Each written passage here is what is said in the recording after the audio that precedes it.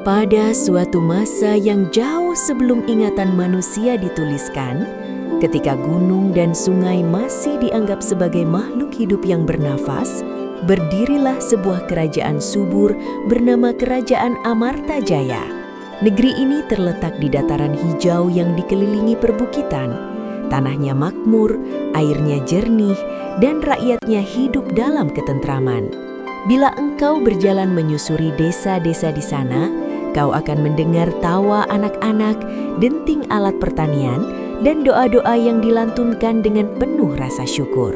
Kerajaan Amartajaya dipimpin oleh Prabu Ardana Wijaya, seorang raja yang dihormati bukan karena kekuatan senjatanya, melainkan karena kebijaksanaannya.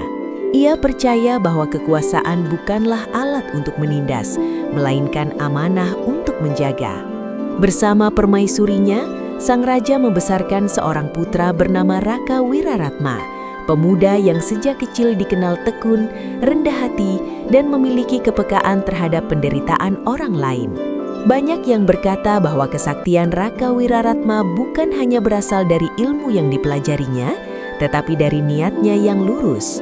Namun, tidak jauh dari Amartajaya, terdapat sebuah kerajaan yang jauh berbeda. Kerajaan Gorawisesa berdiri di tanah yang kering dan keras. Angin panas berembus sepanjang hari, dan ladang-ladang sulit menghasilkan panen. Negeri ini dipimpin oleh Prabu Kalagiri, seorang raja yang mewarisi darah raksasa dalam dirinya. Ia kuat, ditakuti, dan disegani, tetapi juga dikuasai oleh keserakahan dan iri hati. Dalam batinnya, ia meyakini bahwa kekuatan adalah satu-satunya kebenaran. Prabu Kalagiri memiliki seorang putri bernama Putri Ratnakirana, gadis yang kecantikannya kerap dipuji hingga melampaui batas kerajaan. Wajahnya lembut, tutur katanya halus, dan sikapnya tampak anggun. Namun di balik keindahan itu, hatinya sering diliputi kegelisahan. Ia menyaksikan ayahnya memerintah dengan tangan besi dan menanggung hinaan karena kerajaan mereka dianggap kalah makmur dibanding Amartajaya. Dari sinilah benih kebencian perlahan tumbuh dalam dirinya. Suatu hari, Prabu Kalagiri memutuskan bahwa kesabaran telah berakhir. Ia menganggap kemakmuran Amartajaya sebagai penghinaan bagi Gorawisesa. Dengan suara menggelegar, ia memerintahkan Patih Gandrasena untuk mengumpulkan pasukan. Esok hari, katanya, kita tunjukkan siapa yang paling berkuasa. Kau bisa membayangkan bagaimana malam itu dipenuhi gemuruh langkah pasukan dan nyala obor yang menyala dengan amarah. Serangan datang tanpa peringatan, sawah-sawah terbakar, rumah-rumah runtuh, dan rakyat Amartajaya berlarian menyelamatkan diri.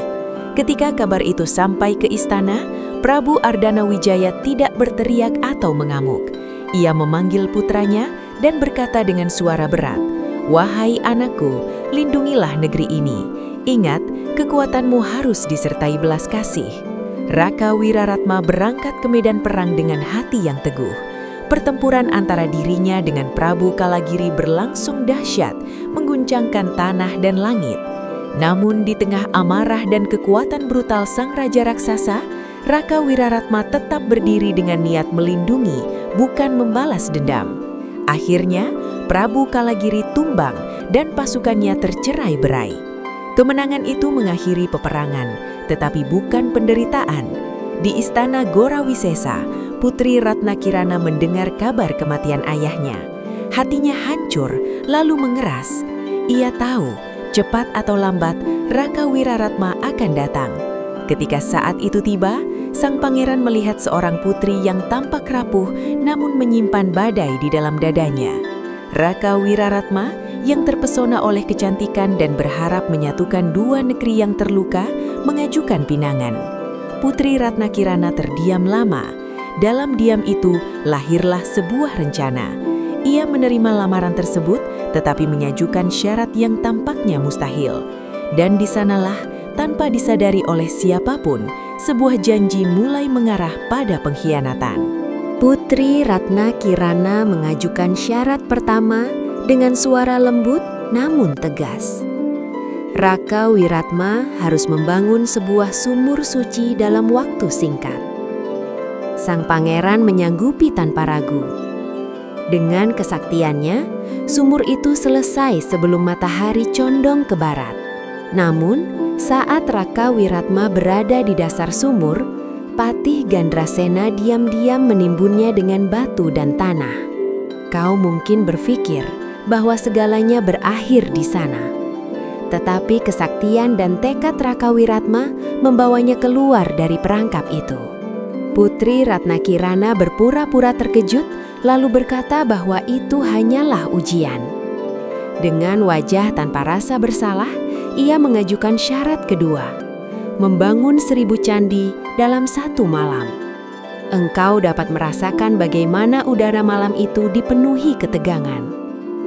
Raka Wiratma menerima tantangan tersebut meski hatinya mulai dipenuhi keraguan. Dengan bantuan makhluk halus, pembangunan berlangsung cepat. 1 demi 1 candi berdiri, hampir mencapai jumlah yang diminta. Ketika Putri Ratnakirana menyadari bahwa rencananya akan gagal, ia kembali memilih jalan kelicikan. Ia memerintahkan para dayang menumbuk padi dan membakar jerami di timur, menciptakan suara dan cahaya yang menyerupai fajar. Makhluk-makhluk halus ketakutan dan melarikan diri, mengira pagi telah tiba. Pembangunan pun terhenti.